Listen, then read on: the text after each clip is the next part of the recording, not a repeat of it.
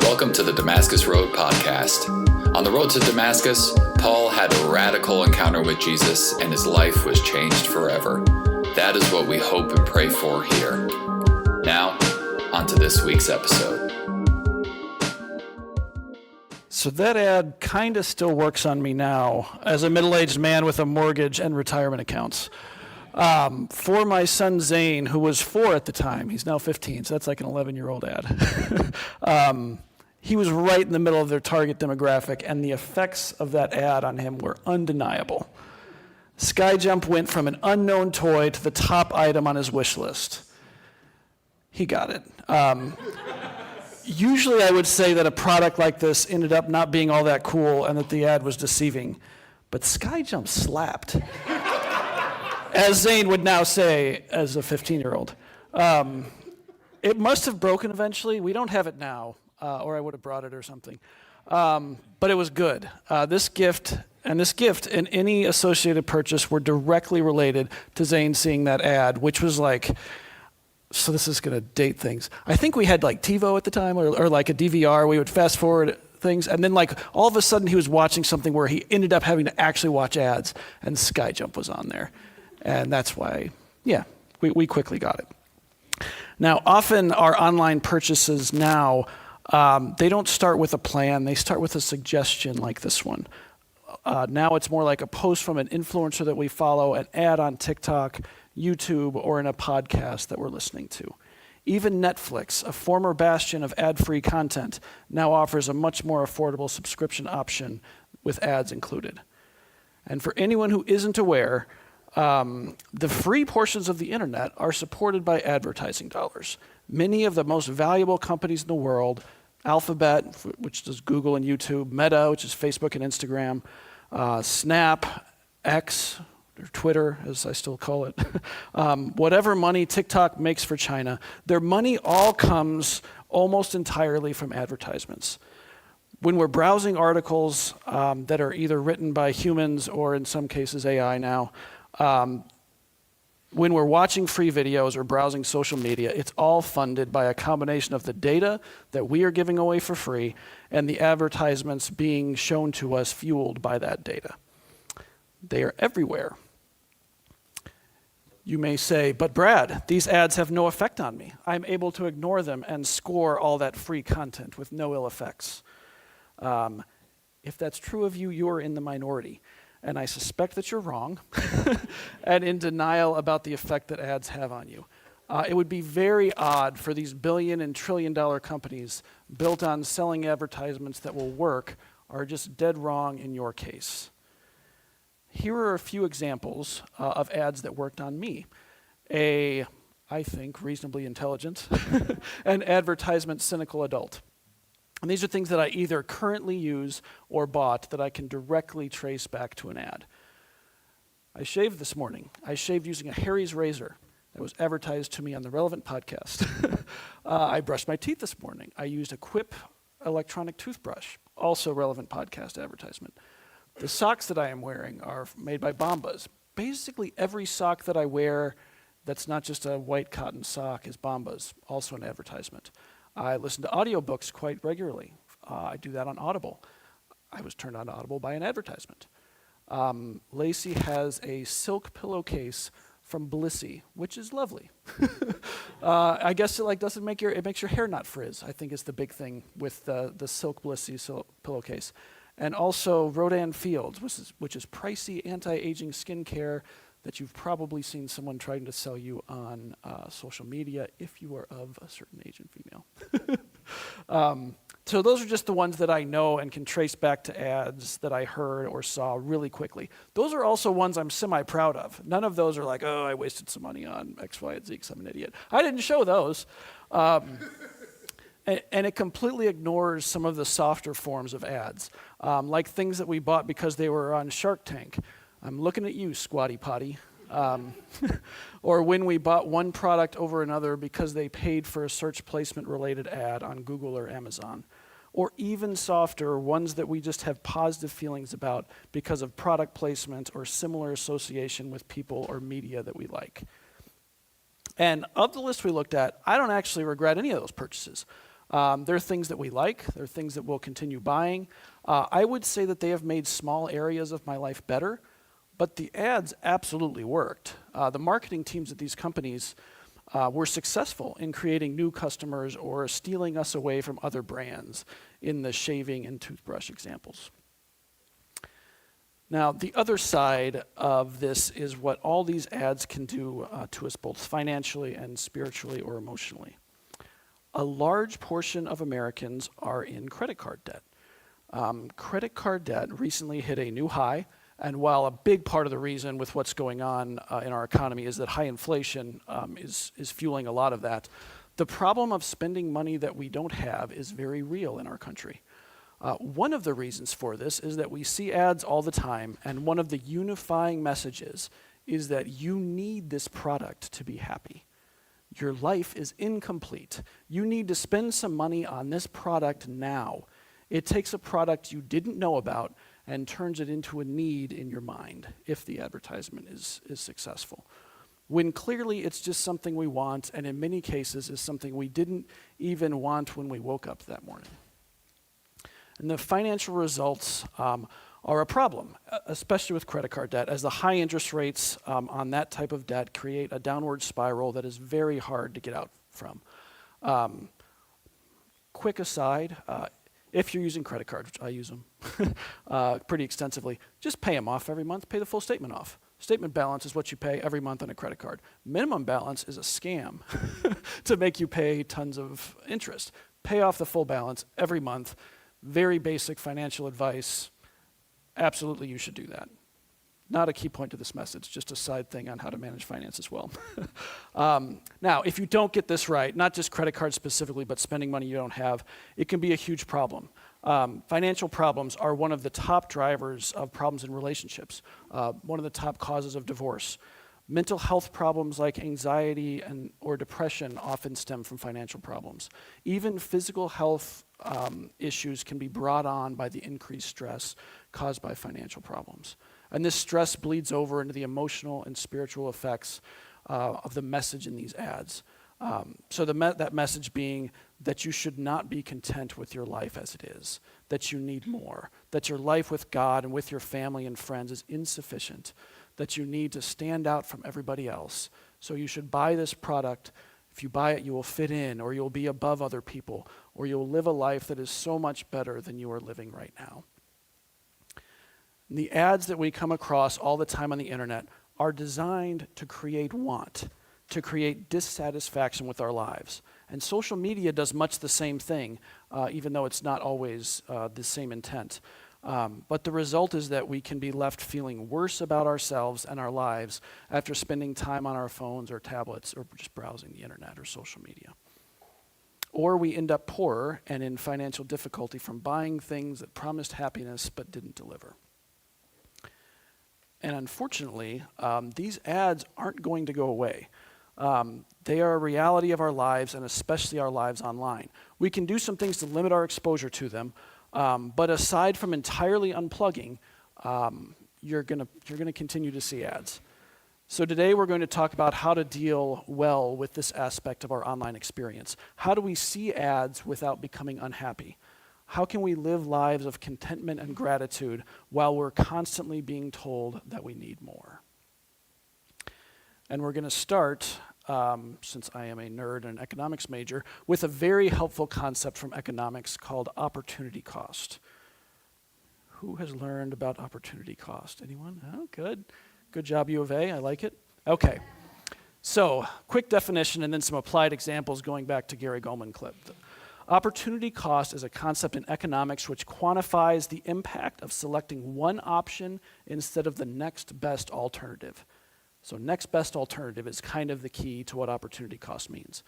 So this is an idea to be applied to a decision on how we allocate limited resources, like our time, our attention, and our focus, or our money. All of those are limited resources. We are making decisions throughout our entire days and our entire lives on how we allocate those resources.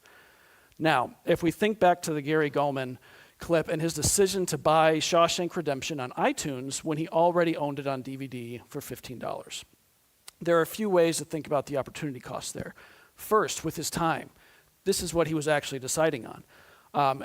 Buying it on iTunes cost him no time, whereas watching the DVD would have required him reaching over and getting it, having to walk all the way to the DVD player. I think in one of his specials he says, like, what am I, an indentured servant? He says something like that. That is why he made the decision, because it was a analysis of those alternatives. That may not be of how he thought about it, but he was like, I can save time buying this on iTunes. So that's kind of the opportunity cost there. Now, the other side is money. If you look at it from the perspective of his miserly brother, who I sympathize with and align with, there are better uses for the $15 that he spent. What is next best, which is what opportunity cost means, is arguable, but just not spending it is a pretty good option, because then you leave open every possible option for those $15. And a general good one, if you're just thinking about money decisions, is you can always invest money, and then it becomes more money later, and then your options grow and grow, or you can retire it a year earlier, not from $15. But those sorts of things are ways to think about that. So to apply this to our lives, let's talk about what's going on when a company puts something on sale, or like Prime Day. So what they are doing is they are manipulating in your mind what your opportunity cost is. You will see this was $50, today it's $30, and you start thinking that your alternatives are to buy it for $50 some other day or buy it for $30 now, when really you also have the option of not buying it, which is free. So that's kind of how opportunity costs work, and that's messing with it in your mind is one of the marketing techniques that they use. But so anyway, whole point of all of that is thinking about the next best alternative to an action can keep you from doing some things like that that really don't make sense if you keep everything straight for what your next best alternative is. So this is actually a useful way of thinking about decisions.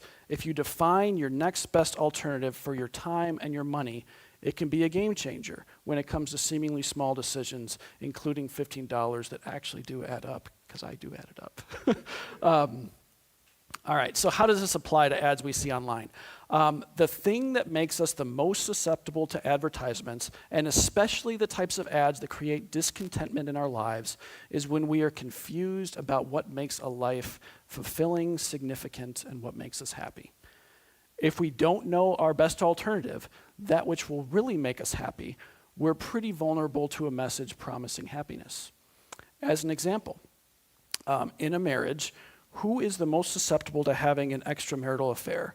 A person who is in a loving, fulfilling marriage, or one who is disillusioned by how their marriage actually is?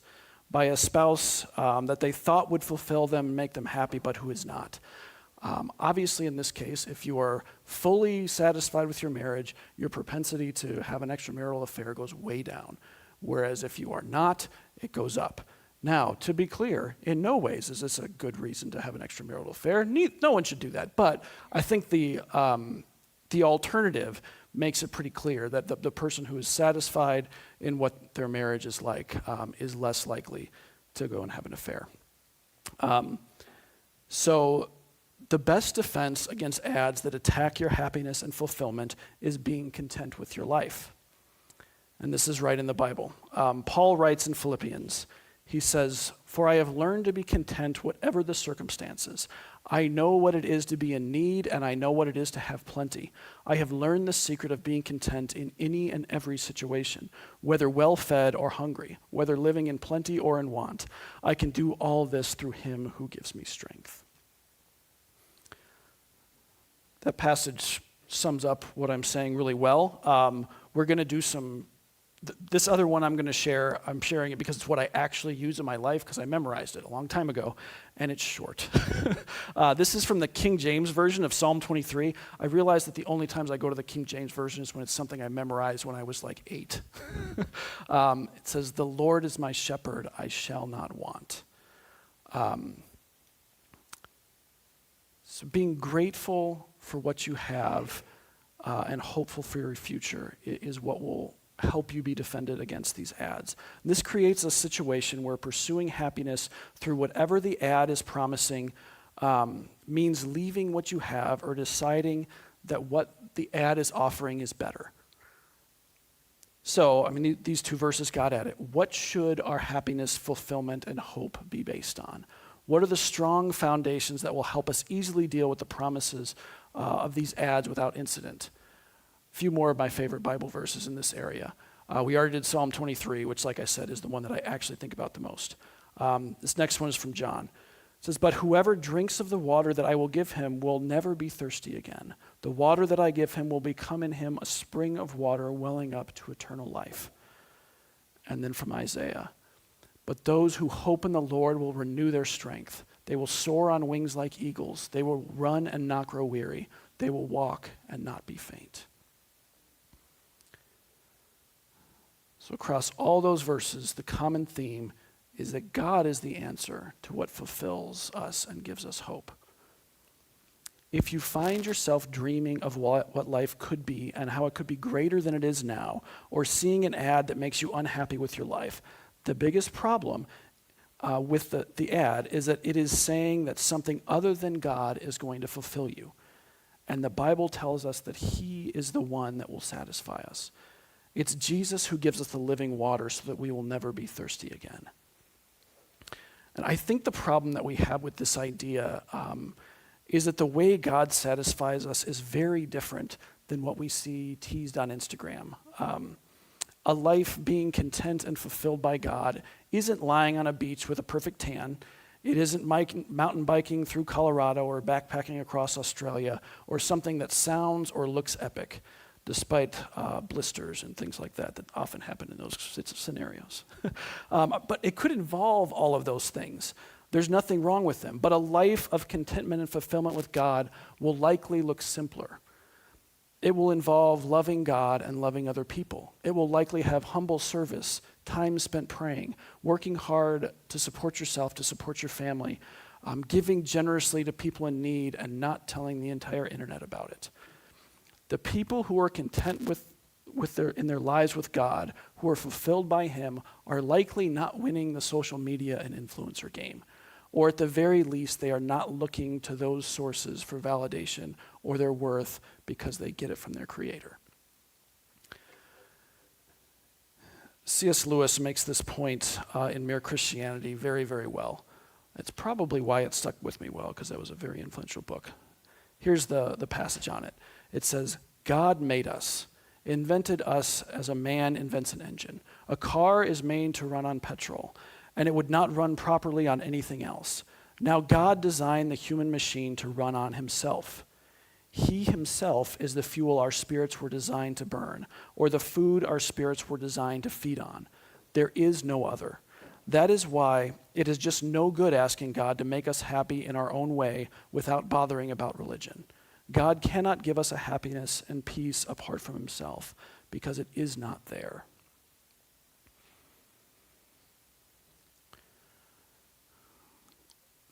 So this is the first and best defense against ads that try to attack our contentment, being content in God, letting Him be the fuel that we run on. Truly living this out will make ads offering happiness because of a new beer or a different kind of tortilla chip or a tropical getaway seem trivial. They may be fine, but we know where our fuel comes from. It comes from God. Now, the second place that happiness and contentment comes from is from other people in community. Meaningful connections with other people, deep friendships, and this one is all over the Bible too. It's not a contradiction to it coming from God. A couple of quick ones that'll look familiar. This first one is Jesus talking to His followers. It says, "So now I am giving you a new commandment. Love each other. Just as I have loved you, you should love each other. Your love for one another will prove to the world that you are my disciples." And then from Ecclesiastes, "A person standing alone can be attacked and defeated, but two can stand back to back and conquer. Three are even better, for a triple braided cord is not easily broken." I think this is also, the Bible points this out very clearly. It's also pretty undeniably true in practice. Loneliness loneliness sucks. So we've all been through COVID recently. I don't see any 2-year-olds here. So why was COVID so hard? There were a lot of reasons COVID was hard. And first and foremost, I don't want to trivialize this, obviously people getting sick and dying was really, really hard, and the loss associated with that was hard. But for a lot of people, the social isolation and loneliness was one of the biggest difficulties with the pandemic.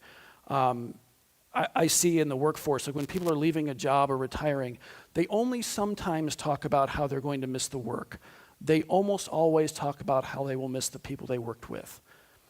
And people who've been retired for a while quickly realize that while work has things that they don't like about it, that the social interaction that came with it was really important to their happiness and well-being, even if at their job they didn't have like their best friends in the world. Just that social interaction with other people is really important to our health.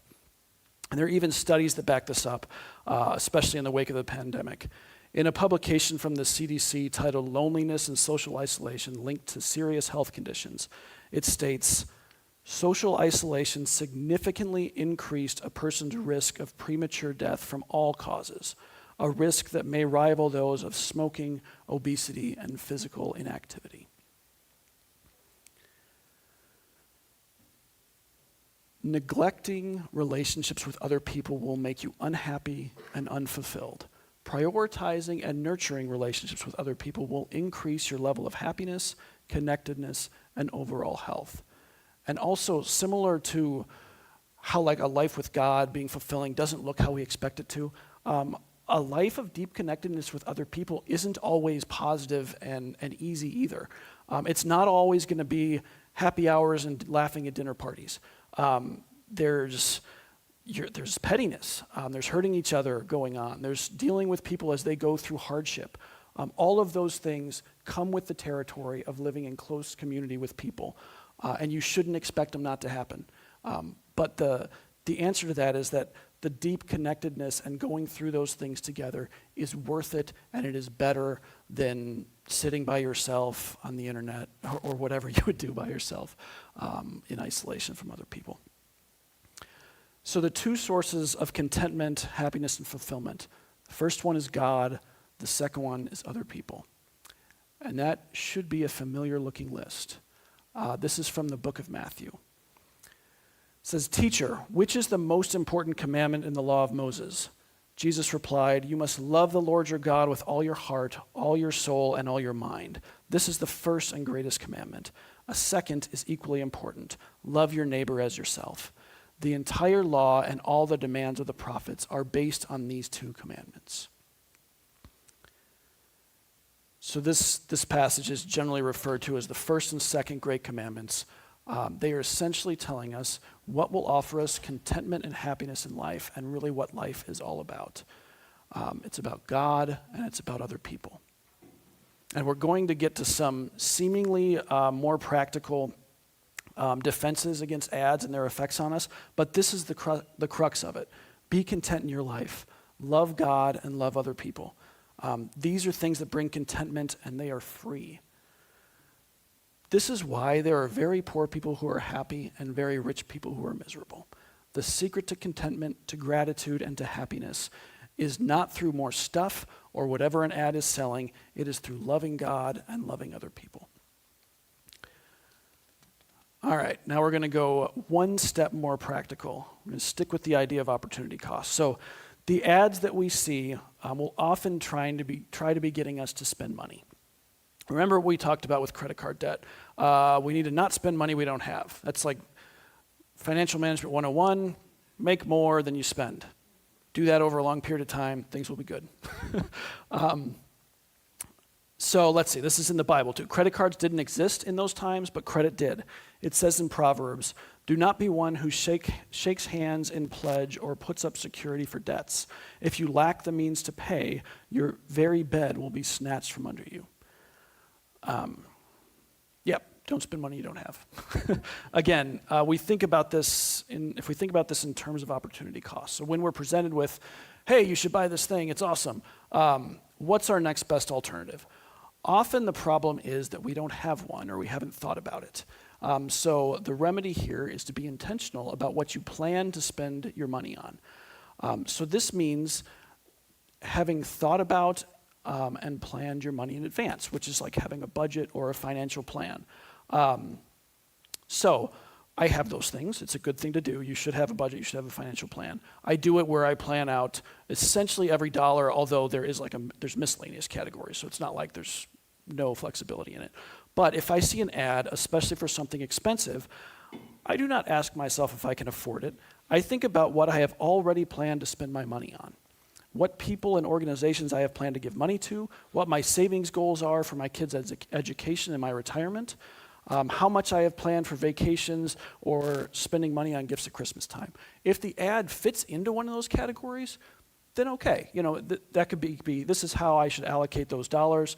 But if it's something that's completely not involved in that plan, I know that means I've got to take it from something that, maybe I got to save less for retirement. Maybe I've got to not save for my kids or not give money that I was planning to give or something along those lines. And that's the reality of what those decisions mean, even if you haven't planned it out. It does mean that you are choosing to spend it on the random thing you just saw advertised on the internet that looks awesome, instead of something that you would have chosen to spend it on if you sat down and planned it out and put it toward the things that you actually want. So the idea there, and I even especially when I was younger, I didn't like the idea of a budget. This is why I usually will call it a financial plan or a plan for spending. It is, if you just think about it, of planning your life and how you spend your money so that it aligns with what you actually value instead of what happens to come in front of your face, which is what happens with an advertisement. If you think about it like that, it really is just aligning your life with your values, with what's important, and that's part of trying to turn your life into what you want it to be and the things that you like and that God values, as opposed to what Google, whoever paid for an ad on Google or on YouTube or TikTok or whatever. So anyway, if you want to talk about how to do that, there's all kinds of good stuff. You can actually just Google it. There's all kinds of great resources on the internet. Some of them will have sponsored ads that'll pop up. But yeah, there's lots of good resources for that, and I can help as well. Very similarly, you can apply the exact same thing of being intentional to our time. And this gets into how we see fewer ads. A lot of the time that we end up seeing ads on the internet is when we are scrolling mindlessly, killing time reading articles, scrolling social media, or watching TikTok or YouTube. And these choices with our time, just like our choices with our money, are choices against other options, whether intentional or not. And just a little bit of scrolling can turn into so much time wasted because it's so addicting. There's really not a whole lot wrong with with scrolling for 10 minutes. The problem is much more when it ends up being half an hour, an hour and a half, or something like that. And it really does start pushing out things that you meant to spend your time on. Now, one possible remedy to the situation, similar to budgeting or having a financial plan, is to think through how you want to spend your day, your week, or your month, and planning your time to align with your values and goals. Rarely, when we sit down and think through that intentionally and what type of person we want to be and what type of activities turn you into that type of person, doom scrolling is never in the list. It's more of a default when there is nothing else going on. Again, Proverbs talks to this, but in a less techie sense. It says, "A little sleep, a little slumber, a little folding of the hands to rest, and poverty will come on you like a thief, and scarcity like an armed man."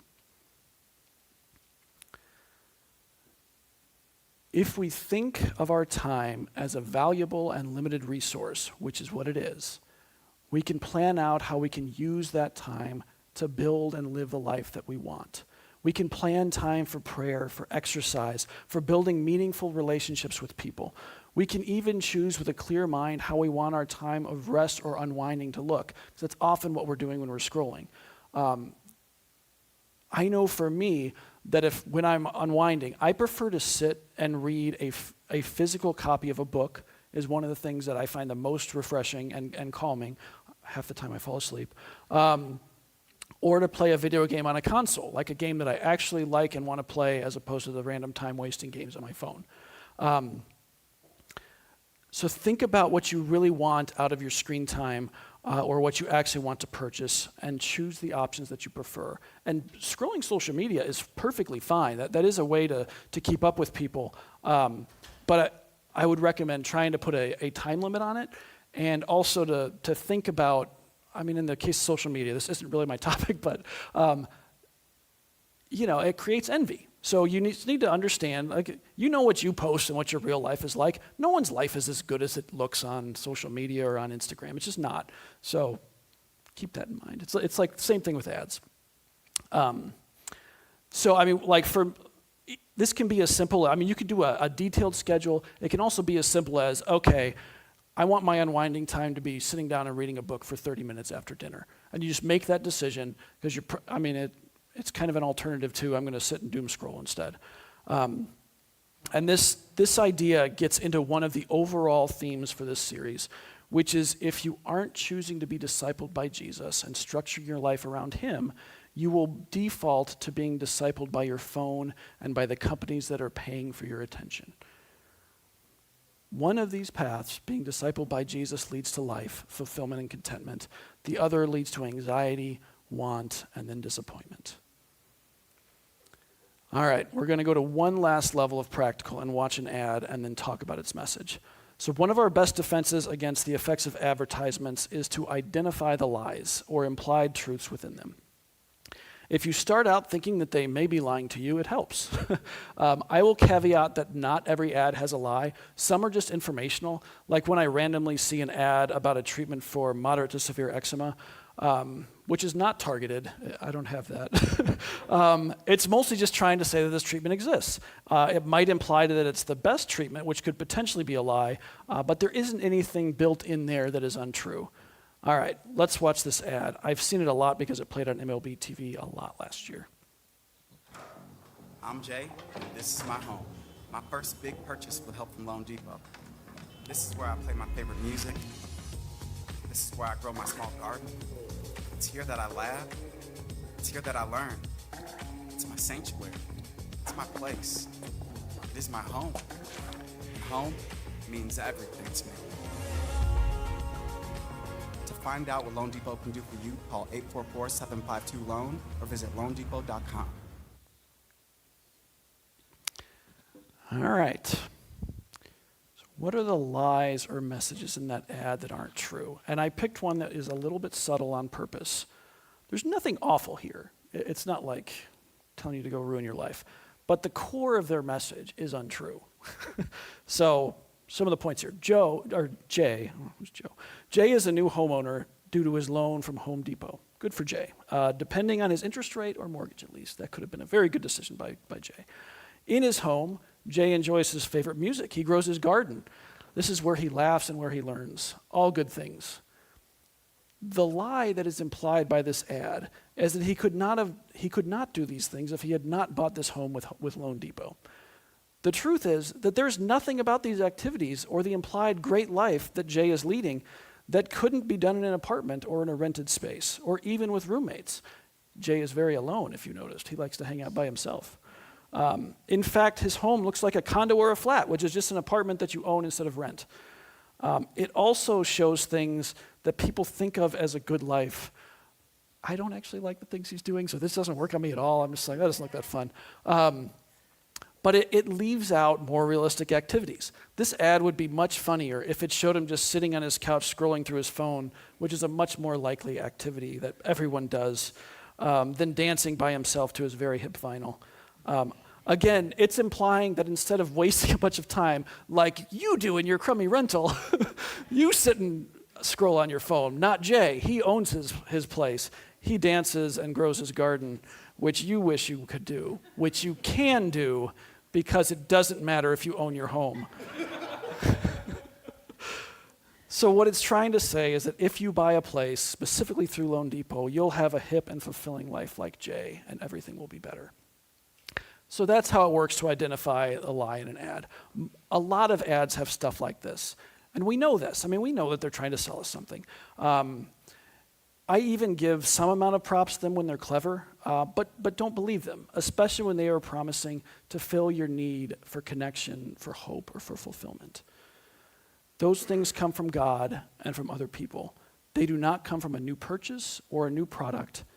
And it's okay to learn from an ad about a new restaurant and try it out, but just remember that they're often selling you something that they can't deliver on. If we keep this in mind while we scroll, we can interact with ads and online shopping well. All right, to recap. First, we need to find our contentment and fulfillment in God and other people. Because if you are already content, ads promising a better life will be powerless. Second, be intentional. Have a plan for your time and for your money. And if you don't have one, plan to make a plan. Like you can't like right now develop an entire plan, but you can be like, yes, I am doing this. I will do it after church day. I will do it Monday after work or after class. You can make a plan to make a plan, which is really important. And then obviously, with any plan, following through on it is arguably the most important part. All right, third, recognize the lies that ads are telling you and point them out. I would also say, this could be my personality, but it's okay to make fun of the ads. When I was watching MLB TV, I made fun of Jay's ad over and over again. So this will help you avoid the worst of their influence. Again, knowing what is true will help you identify the lies that are built into these.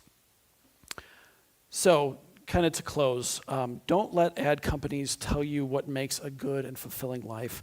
God has already told you what makes a good and fulfilling life. Let them stick to telling you about a product that can make one area of your life a little better, or eczema cream in case you have or get eczema.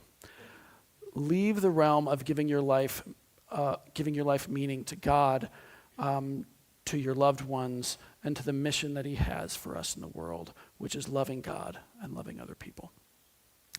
Let's pray. Dear God, I thank you that your offer to live with you is available to all of us. I thank you that you made us to run on you, to live with you, and that if and when we do that, that you fuel us, God. We love you, Lord. We pray that you would help us as we interact on the internet, with each other, with social media, Lord, that we would just stay grounded in our contentment in you and in the value and priority of you and other people, Lord. We love you, God. Pray for these things in your holy name. Amen. Thank you for joining the Damascus Road podcast. Our mission is to follow Jesus together by being with God, loving everyone, transforming people, developing leaders, growing new ministries, and changing the world. You can find out more about us online at DamascusRoadTucson.com.